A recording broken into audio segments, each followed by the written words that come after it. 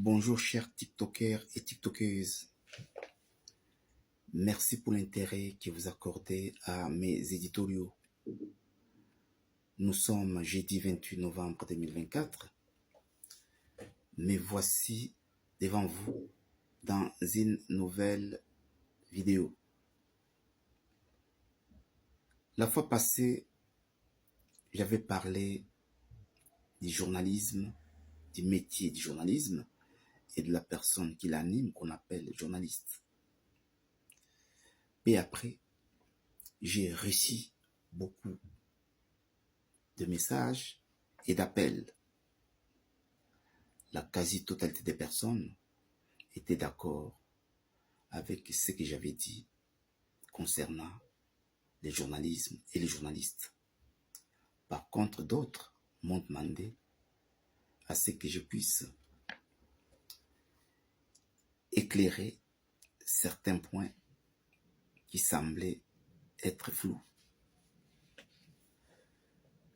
Le journalisme citoyen ou participatif, parce que lors justement de cet éditorial, j'avais parlé justement de ces termes.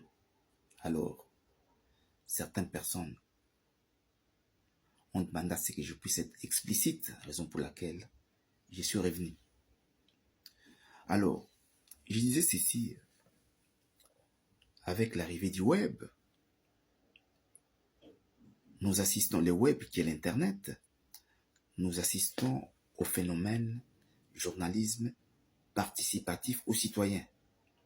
Le web que moi je considère comme une véritable toile d'araignée de la communication.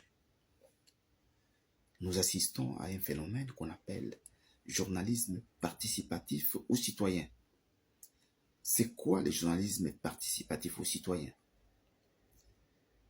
Je pars des exemples. Lors d'une promenade, tu assistes à un accident de voiture, à un braquage ou à une bagarre. À l'aide de ton smartphone, tu peux filmer l'événement et quelques temps après, le balancer sur les réseaux sociaux. Tu as fait un travail de journaliste, certes, mais tu n'as ni qualité ni compétence de le faire. Quand on parle de journalisme participatif ou citoyen, contrairement au journalisme classique, pourquoi je dis que non, tu n'as ni qualité ni compétence de le faire? Parce que reculons de 30 ou 40 ans. À l'époque, les monopoles de l'information, de la photo ou de la vidéo étaient l'exclusivité du journaliste. Quel journaliste? JRI. JRI qui signifie journaliste, reporter d'image. Ou des JP. JP c'est-à-dire journaliste photographe. Ou des G, c'est le G comme garage. GR c'est-à-dire grand reporter. Ou des JD. JD c'est-à-dire journaliste de desk. Ce sont des termes journalistiques que nous utilisons dans notre métier. C'était le monopole, tout simplement l'exclusivité, pardon, c'était le monopole, j'allais dire, des journalistes. Mais avec l'arrivée du web, je ne cesserai de le répéter, que j'ai qualifié comme justement une véritable toile d'araignée. Nous assistons justement à ces phénomènes du journalisme participatif ou citoyen. Mais alors ici, je suis venu m'adresser aux terroristes des réseaux sociaux et des claviers. Vous qui aimez ces métiers du journalisme sans en avoir qualité et compétence, sans en avoir, sans en avoir qualité et compétence, un journaliste montre sans choquer. Un journaliste montre une image sans pour autant choquer la sensibilité. Un journaliste dénonce mais ne condamne pas. Un journaliste témoigne sans nuire. Alors voilà pourquoi je dis que voilà, pour exercer ces métiers, il faut avoir une base. Car ces métiers de journalisme tiennent qu'à 3 étapes.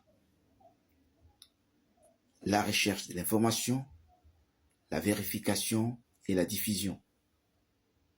Alors comment chercher l'information?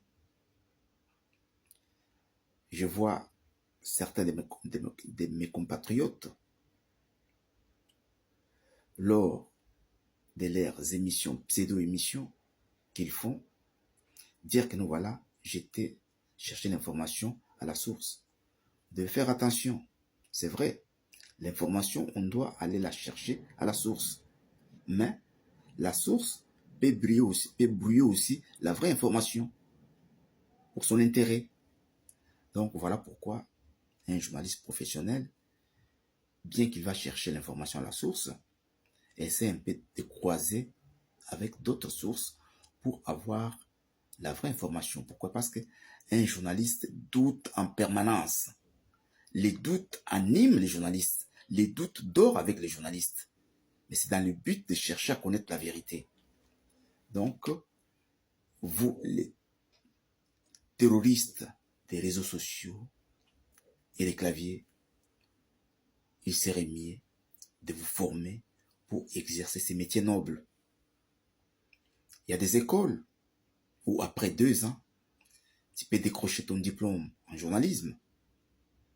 Il y a aussi celles de 3 ans et 5 ans. Ça dépend de ton emploi du temps et des capacités. Sinon, les écoles ou les centres spécialisés existent. J'ai l'impression qu'au sein de la communauté, c'est tout le monde qui veut faire ces métiers.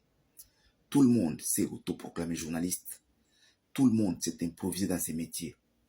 Le fait d'avoir un studio, des caméras, des micros, des projecteurs, ne fait pas de toi automatiquement journaliste. Parce que il se pourrait qu'on te voit aller filmer dans des manifestations, dans des meetings, et qu'une rédaction s'intéresse à toi et te propose une embauche. Mais lorsque tu n'as pas une formation, il te sera vraiment difficile d'aller prester. Parce que ils peuvent te demander de faire, par exemple, une dépêche. Toi, qui n'as jamais été dans une école spécialisée de journalisme, je ne sais pas par où tu vas commencer. Il peut te dire de faire un flash ou bien d'écrire urgent.